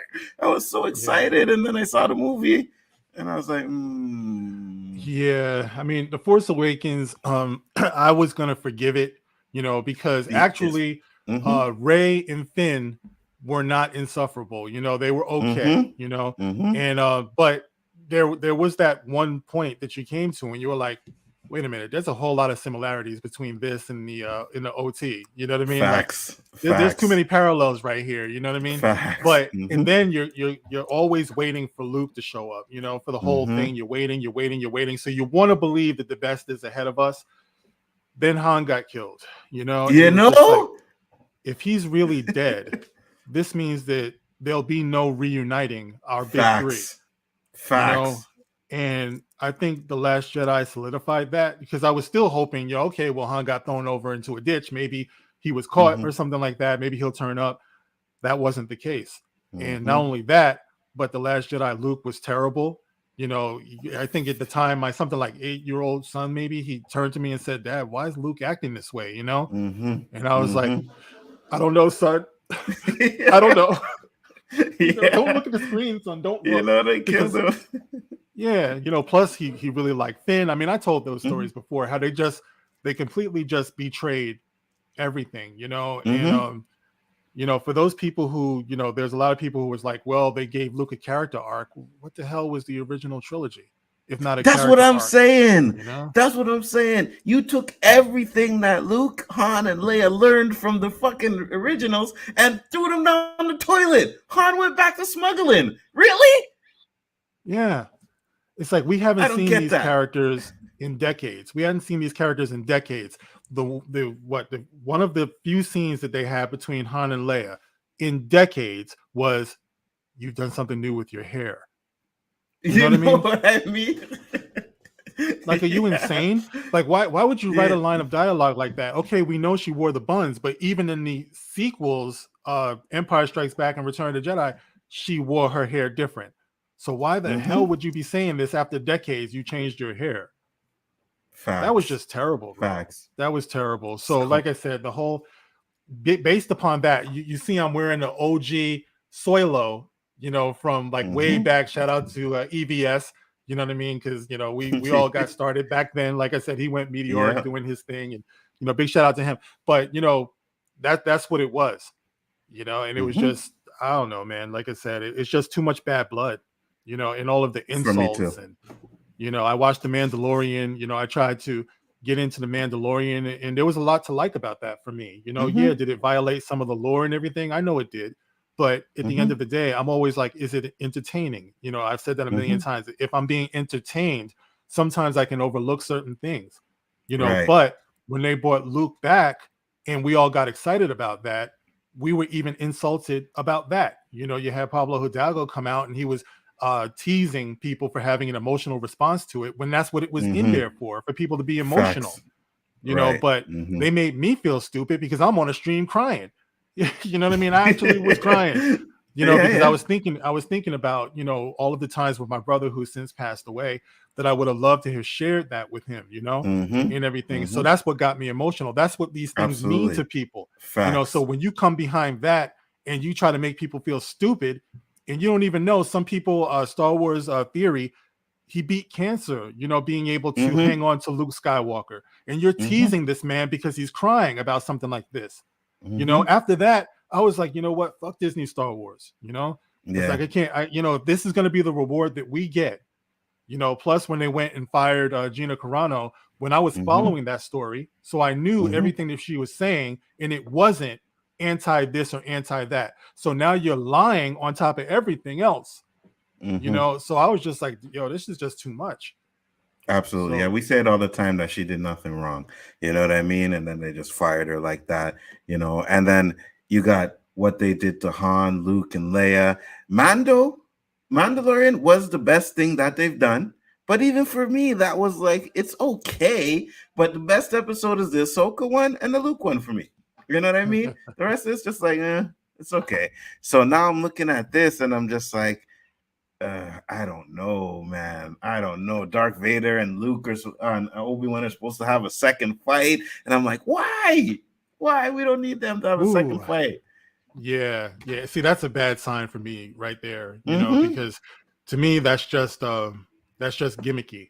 You know, and like I said, I love Ewan McGregor and Hayden Christensen and everything, but I'm just not going to go for that, man. I know to some degree it's going to be fun to see them, but you just can't ignore everything that they've done, and you can't ignore the evidence that they're not committed to Star Wars. They don't share the love that we have, you know, as Star Wars fans. So absolutely, yeah, I'm sorry. Like I said, and it's not beyond me that if I hear that it's good, I keep an open mind. Like I said, this concept that we just hate things to be hating it, that's some BS. It's like, don't come to me with that. It's like, if you want to go somewhere else where you feel like that's what somebody is doing, well, let them defend themselves, but don't put that on me. It's like, I'm somebody who's always been honest from day one. It's like, if it's something that I don't like the look of, like a Joker, you know, when Joker first started, you know, with its marketing and stuff, I didn't like what I was seeing. You know, Joaquin Phoenix says some like kind of leftist things, you know, in his interviews, and I was like, I don't know about this. But then when it dropped, and I did a video talking about that too, it's like, I don't, you know, I ain't got no use for this. When it dropped, the first thing I said was, I apologize. You know what I'm saying? Because this movie was dope, and his performance in it was next level. You know, how it fits into the greater like scheme of Joker lore, that's something we can discuss. But the presentation, I did appreciate. So I just had to say, okay, I understand now why he says some of the things that he said. I get it. You know, so no, I don't hate just to be hating now. And I'm like you. Like, as much as I hate the fucking sequels and some of the shows they did, like, I'm still gonna be there watching Star Wars because I want good Star Wars. You know what I mean? So give me something good. I'm still gonna watch. I'm still gonna go. Just give me something good. But it gets to a point where, when do you keep having that hope? How long do you hope for something good? You know what I mean? To the point where they keep messing it up. So yeah, I just feel like Disney, and I said that for years too, Disney was just a terrible fit for Star Wars. You know, I don't know if they'll ever let it go, you know, because to them, they just want it to be this cash thing. And I don't know. It's like, you know, but they gotta invest in people who actually have a passion and a love for it. You know, I was just reading this article about the guy who plays the Grand Inquisitor in this show right here. And he starts off by saying, I think in the very first question, he's like, oh my God. He's like, I don't know anybody who hates Star Wars. Everybody loves Star Dog. If you're a real Star Wars fan, you know that's not true. For you know real. what I mean? The most dedicated OT fan will tell you there's always been haters in Star Wars. That's what made us so closely knit. Yes. Because we got it when so many people didn't. Mm-hmm. That's how we prospered in this, because our love got us through all of those years. Facts. There's a lot of haters out here, and there always Mm-hmm. have been. So for him to say that everybody loves Star Wars, it's like, okay, we're just starting off with the BS. Okay. You have no idea what you're talking about. Because when those prequels came out, I had to defend those things constantly because everybody seemed like everybody hated the prequels. And I'm like, listen, man, you got what you wanted to get. You got lightsaber space battles. You know what I mean? Yeah, maybe the story could have been better, but you go and look at Revenge of the Sith, and to me, that's like the second best Star Wars movie outside of Empire Strikes Back. You know what I mean? Easily. Oh my God, man. There are some scenes in there where I wasn't breathing, bro. Seriously. You know what I mean? When Yeah. you're watching them fight at the end and you realize that that's not sped up, that's them actually fighting. It's like, yo, these guys put in the work to do what they did, and you got to appreciate that. Yeah, I always say, one of my personal favorite parts of that movie is one that no one would talk about it, and that's just before Anakin is about to run off and try to stop Mace. I think that's when it was. He has this scene where he's just staring outside Looking of the window. yes, yeah, and she's across the way staring, and it's like, holy crap, the fear, and you're watching this thinking he's gonna go, bro. It's like he's about to fall, because his fear, you feel it, for everyone who dumps on Hayden Christensen, he sold that scene, man. Facts. Because he's the fear, the anger, the disillusionment, everything that you knew was bubbling up is coming out, and nothing is going to stop it at that point, and she's over there terrified, and you just feel it, even with that great distance between them. That was a incredible scene, absolutely. And a lot of people hate on Christensen. His acting wasn't that great, but we know how George Lucas likes to do his movies, right? Old school, serial type. So he's not going to want them to give the best acting performances or whatever because of his vision. But when it came to like Hayden's screw face, like he was mad and the hatred on him, he was perfect for that, bro. He was perfect for that.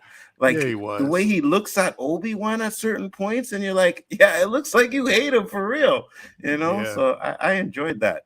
But I got a question for you here. It's like, Mark, what did you think of the She-Hulk trailer? I didn't like it. Neither did I. Thought it was trash. Yeah, I didn't like the way it was coming across. And I gotta say, and I said, last night, Tatiana, from Orphan Black, I love her. I think she's a great talent. I mean, what does she play? Something like 75 different roles on that show, and I remember when I first started watching it, she was so good. At first, I didn't know if that was her playing the other role, but it was. So it's not a question of the talent. It's always going to come down to the writing, and what I've seen, it just didn't pull me in. They didn't show any type of plot or conflict at all. Everything was played up for laughs. I'm damn tired of seeing Mark Ruffalo as the Hulk.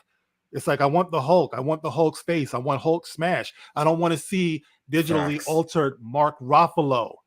I'm ready, man. It's like, other than the Fantastic Four and Spider-Man, the Hulk was one of the first comics I ever picked up. I had a big compilation, and I loved it. And I still want to see, and I mentioned last night, I still want to see Rick Jones. Like, I like that dynamic, man. It's like, they like youth culture and stuff. What happens to idiot teenager who is being so reckless, he caused another man to turn into a monster? Like, this is the dynamic of Rick Jones and Bruce Banner and the Hulk. He chases him around because he is so guilty about this man turning into the Hulk and going on these rampages and all this stuff. It's a tragic story. And the original Hulk comics played as almost a horror movie, and that's the way it was supposed to be. So why are we not seeing that? I really think it's time for that. But I agree. And I think Hulk was my favorite character. And the one thing about the MCU that I can say is that they fucking destroyed the Hulk's character. And it got worse with every time he was on screen. You know what I mean? Right. Like, that's why I don't like Thor Ragnarok at all. Because I know from the comics that Thor could not fuck with Hulk at all. 9 times out of 10, Hulk was beating Thor's ass. And then we get Thor Ragnarok, and Thor is like fucking beating up on Hulk like that. And I was just like, oh man. Then you got him acting like a 10-year-old baby. Right. It's like, nah, I mean, what doesn't do it for happened me. to the more angry he gets, the stronger he gets, the more raging he gets? Exactly. You know, where's that? Exactly. Danny sent a $2 super chat. He said, "Haters unite." Hey man, it's all good, brother. That's a good conversation. Let the haters talk. You know what I mean? Oh, But well, man. there's a storyline in the comic where Bruce Banner and Hulk separated, and Hulk went rage. I was so hoping they would have done something like that. You know what I mean? But we get Professor Hulk like right away, and it's just like, you gave us the weakest version of the Hulk right now. Why do I want to see this? You know what I mean? Yeah. I don't like it. It's tragic, man. And you know, then when you consider also the political stuff they're putting in it, you know, the everything has got to be about gender, and you know, they really want to push this trans thing. And you know, like I said, it's okay. You know, I'm not downing anyone's lifestyle or anything like that, but I've had enough people come through in my comment section who have been trans and told me that they were tired of this crap. It's kind of like being, if you're black, you know, you just think that everything is supposed to be black. You know, we grew up with these comics. We grew up with, you know, cartoons, Scooby-Doo, the Flintstones and stuff. We love them just as much as anybody else. So I don't want to see a bunch of forced me on the screen. You know, to me, that feels like it's condescending. It's like what I would prefer to see, just going full circles. We started off talking about this. I would just like to see new, inventive, honest, compelling characters. Why not? You know, I also collected Milestone comics, you know, back in the day. If you ever read those, you know, Icon, Hardware, Blood Syndicate, you know, who was the other one? Static, of course, you know, and those were good. They were good, you know, so why they got the shaft, and, you know, especially because they were under the DC umbrella. So why are you telling me about Black Superman when you could give me Icon? You can give me Hardware. You know, these are some great characters, man. And Dwayne McDuffie, you know, one of the creators, he died, man. He died young. He should have seen his universe take off.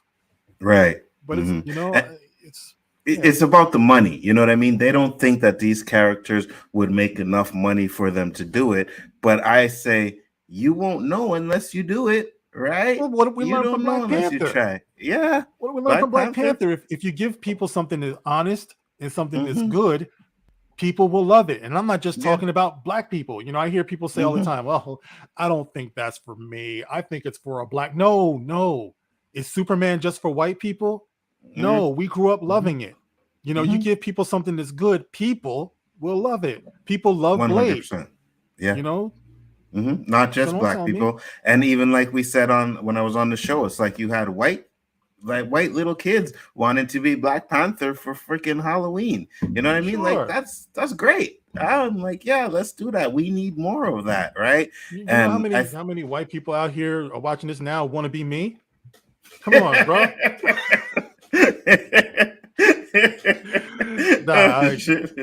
I'm just saying, you know, good is good. That's all I'm saying. Good is good. You know, a hero is a hero, man. You know? Absolutely.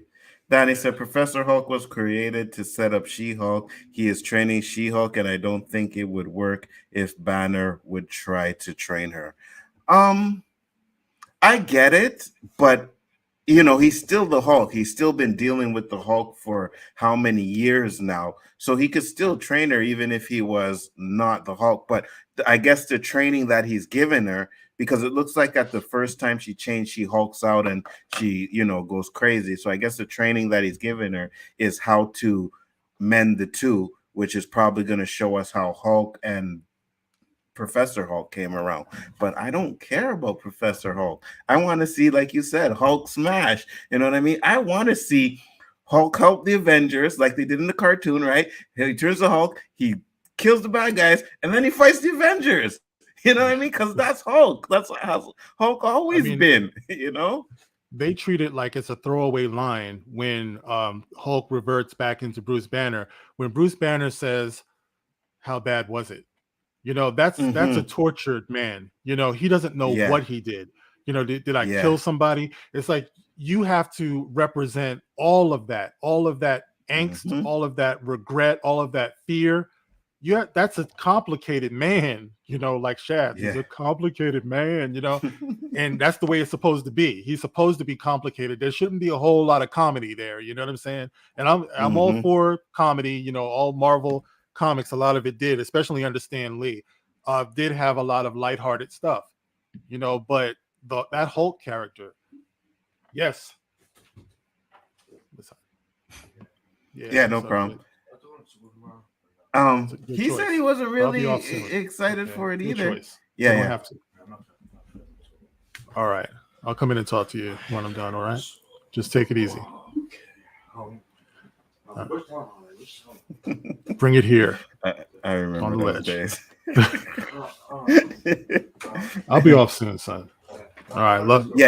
Let's take it easy. I won't keep your dad too much longer. Don't worry. But Danny said he's trying to get out of going to school tomorrow. Yeah. Oh, hey, it's Friday. I don't blame him. I'd try too. Be like, hey, man, my belly's hurting me. Got a headache. I don't think I can make it. What do you mean? You don't know if you're going to hear him? That's exactly what he said. Oh, it is? Exactly. You're like, well, how do you know your stomach's not going to be hurting you tomorrow? You know what I mean? It's hurting now, but tomorrow you wake up, you might be fine. Yeah. Fortunately for him, tomorrow is an optional day because it's like Olympic day or something like that. So he's good. Oh, okay. So optional day. Save that performance for another time, You know what I mean? Yeah. So Danny said, hey, Mark, Nzo said he isn't looking forward to Black Panther 2. Take his card right now. Well, I think you're taking both of our cards because he wasn't as excited either, Danny. I'm afraid not, Danny. I'm afraid not. Not without Black Panther. There is no Black Panther 2. I agree, 100%. Now, maybe a trailer will change my mind. You know what I mean? But until I see something, I'm just like, man. Trust me, like I said before, it could be a great movie. I'm not taking that away. I'm just saying it won't be the movie it should have been. Absolutely. 100%. And I always say, like, you give me a trailer and then I'll decide from there. But until then, and to be honest with you, this phase of Marvel hasn't been that great for me. Like, I've only liked No Way Home and Doctor Strange, Multiverse of Madness. Shang-Chi was trash. Black Widow was trash. And Eternals is the worst fucking Marvel movie they have ever made. Sorry, I hated it. I think that's the only MCU film that I have never seen, and I'm not going to. It didn't look good to me. Yeah, it's not at all. Seeing Hulk smash is a different kind of movie, Nzo. No, not that kind of smash. We're talking about. What? She goes. You two are fired. How are we fired, Danny? Because we're being honest, we're not like you where we like everything. Like Danny loves Boba Fett because he's read the comment that I passed. He's like, we gave us Boba Fett. Yeah, I wish they didn't give us Boba Fett. I wish they did not give us that show. Don't get me started on that. But I'll do a Will Smith on you, Danny. You can't fire me because I quit. Facts. Now keep my wife's name out your anyway. Yeah. Oh, what'd you think about that shit? I think Will Smith went out like a sucker, man. Facts. I think he's a man in a bad relationship. And listen, I've been on both sides of those situations. It's like I've been in relationships where you constantly felt you had to prove yourself, and you're off center and everything. And if you're with the wrong type of woman, that's the kind of thing that you do. You're weak. You end up having the posture that way, man. Because everybody saw him. The joke was landed. He laughed. And then once he saw, her doing what she was doing, now you're going to run up in front of an auditorium full of your peers in front of the whole world on a time when I think he's only something like the fifth black man to ever win an Oscar. Yeah. And you want to damage that moment and you want to take away and disrespect everybody else. And it wasn't just a slap, I think, but it was when he sat down and he started yelling. It's like, that's when I realized this dude he's off, man. And I feel bad for it because, Will Smith, man, everyone knows Fresh Prince is like, I was pulling for him. I always loved the dude. I always respected his accomplishments, but that was wrong, bro. That was terrible. 100%. Like you could have handled that any other way. They take commercial breaks. Commercial break, go backstage and say, yo, bro, I didn't feel that. You know what I mean? If you need to slap him backstage, slap him backstage. But to get up on national TV and punk the man out, and me and Danny say it all the time. What if it was The Rock standing there? You think he would have got up and did that? Wouldn't have happened. You know what I mean? Even worse, if it were Jerry Seinfeld, he wouldn't have done it. He right. wouldn't have. You know, it's like I agree. I mean, there's so many different things you can unpack with that, but I just hope the man gets some help. You know, I would love to see Yes, him somehow be able to get past this, because I don't think his career should be defined by this one moment. But I agree. it was definitely a bad moment, and you know, I wish it hadn't happened, man. You know, and You Chris think Rock, the I got fact? so much respect. Mhm. Yeah, absolutely, because he handled that like a pro. You know what I mean? Because Yeah, I told Danny the minute he turned around, I would have drop kicked him in his back right off of that stage, bro. I'm sorry, you are not embarrassing me on national TV like that. Absolutely nah, not. nah, yo, I'm up Absolutely there. not. He probably wouldn't even got that shot off, bro. I would have been like, you better sit your ass down, bro. You You know know what what I I mean? mean? It's like, but see, that's what I'm saying. He knew who he was dealing with. Yeah. You know, Hmm. that's what I mean. It's like there are some people I guess you can run up on, and there's other people that ain't having that, man. You know, that's why I give so much Absolutely. respect to Chris Rock, because if it had been me, I would have been disgraced just as bad as Will Smith. I would have been rolling around Facts. on stage. Facts. He would have been getting this work, bro. You know what Facts. I'm saying? Facts. And then I would Facts. have been like, yeah, who's legend now, bitch? You know, that would have been it for me. Facts. And then you So, ought to hear two black men fighting at the Oscars. You know what I mean? And there you go. See what exactly. you started over a Yep. stupid joke.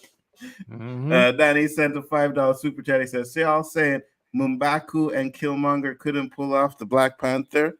Well, Killmonger's dead, and we know. Uh-huh. I know what you're thinking, Danny. I know what you're thinking. They can bring him back.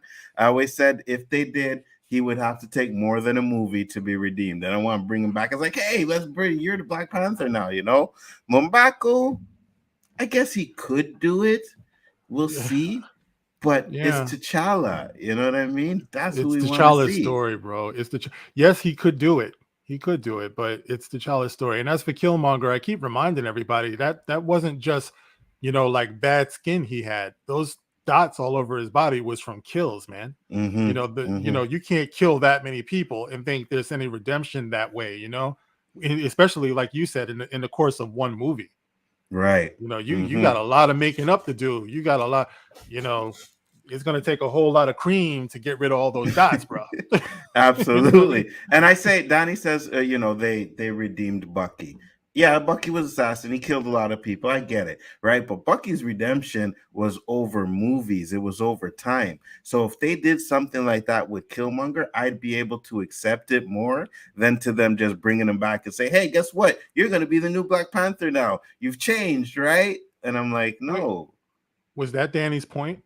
Danny pointed to Bucky.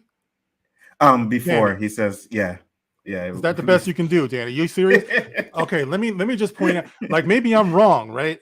But wasn't Bucky the Winter Soldier? Wasn't there a form of brainwashing that was going on there? Yeah, he was Was brainwashed. Killmonger brainwashed? Help me to remember now. Was Killmonger brainwashed? No, he was I not. don't think he was. I think he was Mhm. cracking jokes. I think he killed his own girlfriend. This is Killmonger. Hey, auntie. You know what I mean? Yeah. Hmm. Beating up that old lady. You know, come on. It's not the same. No, it's not. It's not. I say that too. I know he did get redeemed. He was brainwashed.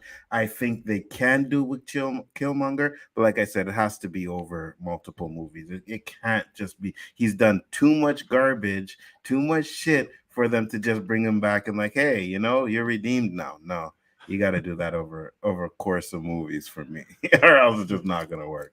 Looks like Maz is trying to read Killmonger. I think he's covered in Braille. That's not Braille. Stop trying to read him. You know. I let him And we finish through already the know what walkie. you what. Yeah, we know what you're reading on that, Braille. You know what I mean? Probably says your name on it, right? Yeah, see, Killmonger has my name on his chest. That's what it is. Oh shit, yo, man. I'll let you go and do your thing, man. If you gotta go do some stuff, but I do appreciate you coming on, man. It was fun. Thank you once again. I definitely want to invite you back for another one too, man. For sure. Be on the lookout for part Yeah, 2. absolutely. You want to shout out your channel to the chat real quick? Yes, Mark with a C is the channel on YouTube here. You know, he is I am he, and I'm known to take some time to tell you exactly what's on my mind. Now, see, the thing with me is that I can talk about in much the same way as you. It's like I can talk about social stuff. I can talk about geek stuff, everything. It's just a wild ride, man. But I'm always inviting good conversation and good points of view. And I do think that that's important. So, it can get downright soulful sometimes and, very reflective. I've been known to, cry a couple of times on videos talking about some of these things. But, I do see it as something of a legacy that we leave as YouTubers, because, someone told me before that, I like it when you talk about Star Wars, but sometimes you got to realize, like the Kevin Samuels thing, to bring it all back around. Once we leave here, and unfortunately all of us do, once this mic is off and this background is taken down and everything, these videos will be here. And I hope that when my son watches some of my videos, he'll find something of real value, and not just him, but other people too, because you can talk about Star Wars and that's great and everything. But I think it's going to be the more soulful things that we talk about that's going to really lend weight to that legacy, that you want to leave. So I do that on my channel. So come on through and, check it out, and I will appreciate it. Thank you. Absolutely. And before we go, Danny sent another $5 super chat. Thank you very much, Danny. Much appreciated. He said, do you think Tony Stark gives a damn that Winter Soldier was brainwashed if it were either of your sons? Shit, Danny. No, we get it. Tony Stark didn't care, but at the same time, he wasn't doing it out of his own free will. Killmonger was actually doing it out of his own free will.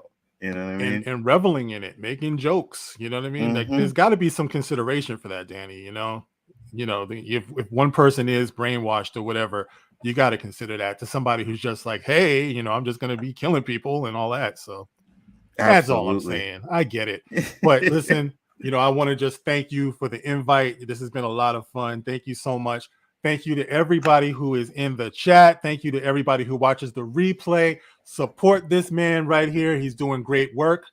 And let's just take it to the next level. Let's support each other. Absolutely, 100%. And yes, Danny, we always win. You know this. You know this, man. Big shout out to my Dark Council brothers, by the way. Big Facts. Abu Nash, Demogenized, Callus, Fatal J, Drum 3PO, Lorena Creole. Great. And I gotta get her back on my channel as well, too, man. I did some reviews on her channel, and I'm probably gonna see if she's available on Sundays to do the Ms. Marvel review, the roundtable that we have. That's gonna be a shit show. But we'll see what happens with that one, right? Yes, sir. With that being said, guys, peace, love, and hair grease. See you on the next one. Thank you once again. Peace.